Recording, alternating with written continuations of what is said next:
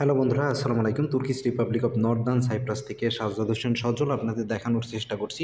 আমি আসলে ক্রেন দিয়ে কিভাবে আসলে কলম ফিট করি, কনস্ট্রাকশন কলম। এটা রডের তৈরি কলম। এই যে এই তৈরি কলম আমি আমার ক্রেন দিয়ে ধরছি এবং নিচে ২ জন তারা কিন্তু এই কলমের মধ্যে এটা পরিয়ে দিবে। সো এখন এই পরানোটাই আপনাদেরকে দেখাবো। দেখেন খুব সুন্দর করে আপনাদের দেখাচ্ছি। আমি আস্তে, আস্তে এটা এখন নামাবো। আমি ক্রেনের মধ্যে বসে আছি। জাস্ট এটা এখন আস্তে, আস্তে নামাবো এবং ওইখানে ফিট করে দিব। এটাই আরকি। যখন এই কলমটা ফিট করা হয়ে যাবে, দেখেন আস্তে, আস্তে নামাচ্ছি এবং ওরা ২ জন এটা ধরে ফিট করতেছে।